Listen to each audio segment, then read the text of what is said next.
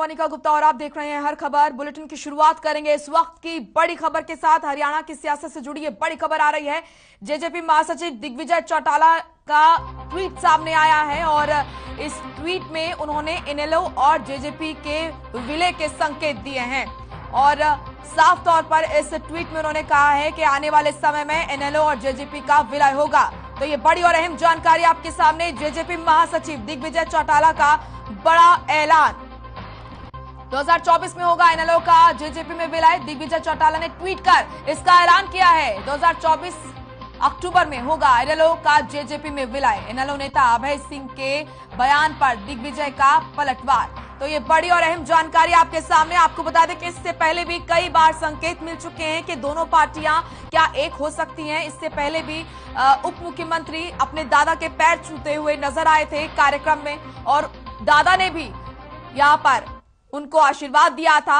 लगातार इस तरह की बातें हो रही हैं और परिवार में कहीं ना कहीं सब कुछ ठीक होता हुआ नजर आ रहा है। इस बात के संकेत खुद ही यहां पर तमाम नेता देते हुए नजर आ रहे हैं, कभी इनेलो के नेता तो कभी जेजेपी के। और ये ट्वीट आप देख रहे हैं जेजेपी के महासचिव दिग्विजय चौटाला का। ये ट्वीट साफ तौर पर दिख रहा है। ट्वीट में उन्होंने कहा कि अक्टूबर 2024 में माफ कीजिएगा, तो अक्टूबर 2024 में होगा इनेलो का जेजेपी में विलय। तो ये बयान उप मुख्यमंत्री दुष्यंत चौटाला के भाई और जेजेपी के महासचिव दिग्विजय चौटाला का है। महत्वपूर्ण ये बयान उनका माना जाएगा क्योंकि दोनों पार्टियां अलग हैं और रार परिवार में देखने को मिली थी, जिसके बाद दोनों अलग हुए और फिर जेजेपी का यहां पर गठन हुआ और अब यहां पर खुद जेजेपी के महासचिव कहते हुए नजर आ रहे हैं कि 2024 में आने वाले समय में इनेलो का जेजेपी में विलय होगा। तो हरियाणा की सियासत से जुड़ी ये बड़ी खबर है। इस वक्त आपको बता दें कि जेजेपी का गठबंधन भारतीय जनता पार्टी से है और सत्ता में है जेजेपी और बीजेपी का गठबंधन। ऐसे में आने वाले समय में इनेलो के साथ विलय, इसके क्या मायने निकाले जाए।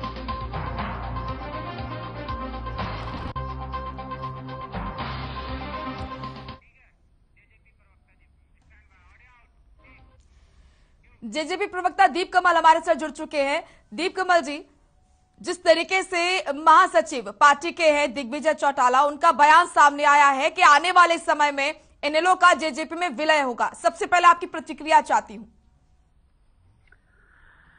देखिए, इंडियन नेशनल लोकदल जो पार्टी हुआ करती थी उसके अस्तित्व पर सवाल तभी खड़े हो गए थे जब उस पार्टी ने डॉक्टर अजय सिंह चौटाला और दुष्यंत चौटाला, दिग्विजय चौटाला, इन सभी को 2018 में निकाला था और उसके परिणाम के रूप में ही लगभग 90-95% लोग जो थे, जो लोकदलीय मानसिकता के थे और विचारधारा के लोग थे, चौधरी देवीलाल के मानने वाले, वो सभी जेजेपी में आ गए थे आज से 3 साल पहले।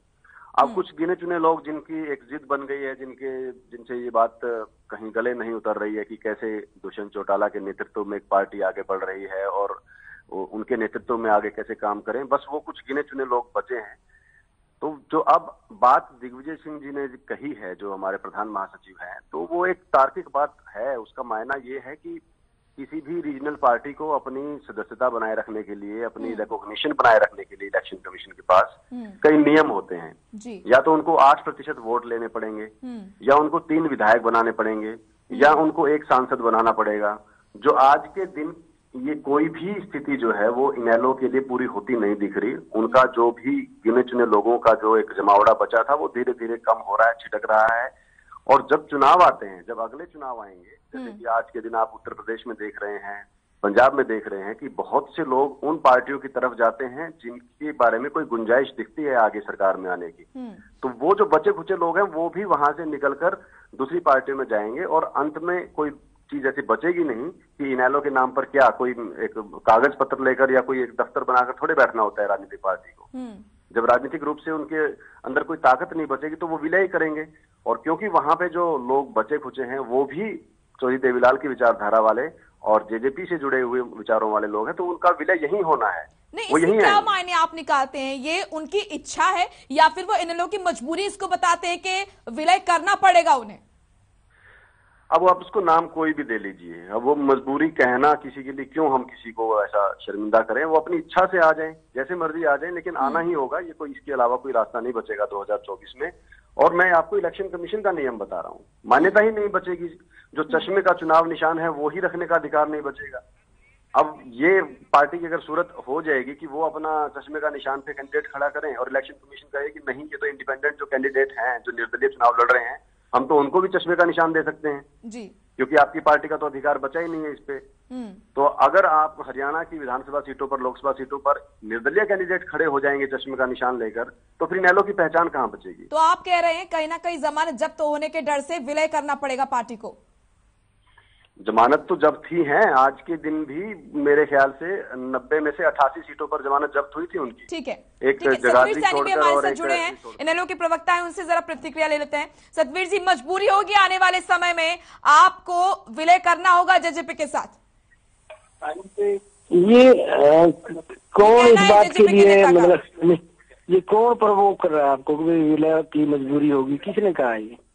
दिग्विजय चौटाला जेजेपी के महासचिव हैं, उनका ट्वीट सामने आया है। सपने कोई भी ले ले, मंगेरी लाल के हैं, किसी ने कहा हो कि भाई हमारे हैं या कोई बात हो, किसी ने कही हो तो इनेलो की तरफ से, फिर कोई बात है। अदरवाइज कोई कुछ भी कह लो तो मंगेरी लाल के सपने वाली बात है, कोई कुछ कर लो।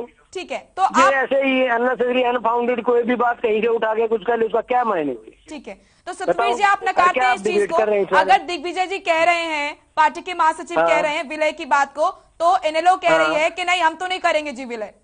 नहीं, वो ओम प्रकाश चौटाला साहब ने पहले ही कह दिया था कि किसी गद्दारों से कोई समझौता नहीं।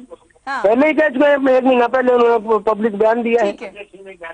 अजय सिंह जी के, चौधरी अजय सिंह जी के बयान पे उन्होंने पहले ही अपना स्पष्टीकरण दे दिया है, तो इसको बार बार उठाने का क्या मुद्दा है? कोई बात ही नहीं।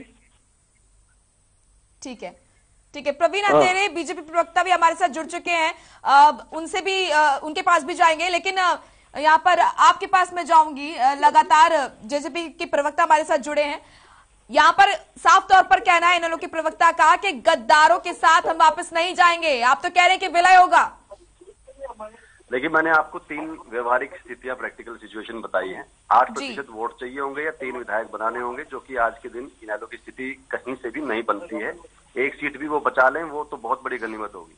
उसके बाद मैंने आपको बताया कि चुनाव का जब समय आता है, जैसे आज उत्तर प्रदेश और पंजाब में देख रहे हैं, तो राजनीतिक रूप से सक्रिय लोग उन पार्टियों की तरफ जाते हैं जिनमें गुंजाइश दिखती है अगले चुनाव में, अगले सरकार में आने की। तो इच्छा रहे नहीं रहे, आज के दिन क्या सोचते हैं, हालात तो लोग तय करेंगे ना। ठीक है। और अब जब सतबीर जी इतने परेशान हो रहे हैं, तो उनको कल का दिन भी देखना चाहिए जब अभय सिंह जी कुछ कह रहे थे, कुछ अपने मन नहीं, लेकिन वो तो चाहते ही नहीं ना, वो तो चाहते ही नहीं, मन की भड़ास निकाल रहे थे। हम तो जब दिग्विजय ने एक बात कही है तो उसमें एक हिस्सा जेजेपी है, ठीक है, लेकिन अभय सिंह जी ने जो बात कही थी उसमें कहीं से कोई हिस्सा इनेलो नहीं था। वो जेजेपी और बीजेपी के बारे में। ठीक है, प्रवीण जी भी हमारे साथ जुड़े हैं, बीजेपी के प्रवक्ता हैं। पार्टी के लिए काम करें ना, तो औरों के बारे में क्यों चिंता कर रहे हैं? ठीक है, अपनी पार्टी को मजबूत करें, लोगों को जोड़े, कोई सकारात्मक राजनीति करें। लेकिन दिग्विजय सिंह चौटाला ने भी तो चिंता जाहिर की है ना इनेलो को लेकर, तो वो भी अपनी चिंता जाहिर करेंगे ना। प्रवीण जी हमारे साथ जुड़े हुए हैं, बीजेपी के प्रवक्ता हैं। प्रवीण जी, आपकी प्रतिक्रिया चाहती हूँ। यहाँ पर जेजेपी के महासचिव, आपके गठबंधन की जो पार्टी है उसके महासचिव कह रहे हैं कि 2024 में इनेलो का जेजेपी में विलय होगा। जेजेपी और इंडियन नेशनल लोकदल जी, ये उनका आपसी विषय है। इससे भारतीय जनता पार्टी का ना तो कोई संबंध है, ना ही भारतीय जनता पार्टी इसके ऊपर किसी तरह की बात करने की इच्छुक है। दोनों राजनीतिक दलों के नेता आपस में क्या तय करते हैं, किस तरह तय करते हैं। है आप सत्ता में है इनके साथ, उसकी पार्टी के महासचिव ये बयान दे रहे हैं, इसको हल्के में लीजिएगा क्या? नहीं, विलय और गठबंधन 2 अलग अलग चीजें हैं। हमारा गठबंधन है और आप यहाँ पे चर्चा कर रही है विलय की, तो ये राजनीतिक दल के नेता आपस में तय करेंगे कि उनको क्या निर्णय करना है। जिस विषय से हमारा कोई संबंध ही नहीं है उस पर हम क्या टिप्पणी करेंगे? ये तो इनका आपस का विषय है, ये आपस में निर्णय करेंगे। नहीं, लेकिन प्रवीण जी, आप इसको हल्के में कैसे ले सकते हैं? ये वो पार्टी है जो आपके साथ सत्ता में है, अगर उसके महासचिव कुछ कह रहे हैं तो उसको हल्के में कैसे लिया जा सकता है? यानी कि अगर विलय की बात की जा रही है इनेलो के साथ, तो क्या बीजेपी को हल्के में लिया जा रहा है क्या, या मोह भंग हो रहा है? देखिए, ऐसा है, मैं आपको फिर दोबारा स्पष्ट कर दूं कि हमारा गठबंधन है, यहाँ चर्चा विलय की है। अगर 2 राजनीतिक दल आपस में इस तरह के विचार रखते हैं तो हमें उससे क्या फर्क पड़ता है? गठबंधन और विलय का अंतर को समझिए। ये निर्णय इन राजनीतिक दलों के नेताओं को आपस में करना है। भारतीय जनता पार्टी को नहीं करना है। ठीक है, ठीक है। अब सतवीर जी आपके पास आऊंगी। ये दोनों पार्टियों के आपस का मामला है। आप कह रहे हैं कि हम विलय नहीं करेंगे, लेकिन वो कह रहे हैं कि आपके कहने से क्या होता है, आने वाला समय बताएगा, आपकी मजबूरी होगी क्योंकि स्थिति ऐसी है। चलिए, संपर्क हमारा फिलहाल उनसे नहीं हो पा रहा है।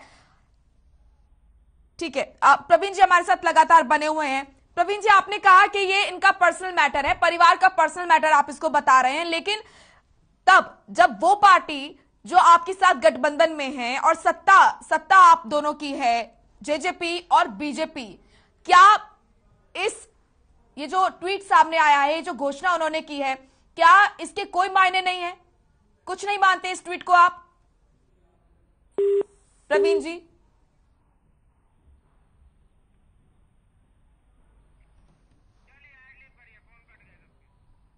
चलिए, संपर्क हमारा फिलहाल अभी कट गया है। लगातार आपको हम ये महत्वपूर्ण जानकारी दे रहे हैं। हरियाणा की सियासत से जुड़ी ये बड़ी खबर आ रही है। आपको बता दें कि जेजेपी के महासचिव है दिग्विजय सिंह चौटाला, और उन्होंने ये ट्वीट किया है, ये ऐलान किया है कि अक्टूबर 2024 में एनएलओ का जेजेपी में विलय होगा। आपको बता दें कि वर्तमान समय में जेजेपी का गठबंधन है भारतीय जनता पार्टी से, और सत्ता में इस वक्त ये दोनों पार्टियां हैं, और दिग्विजय सिंह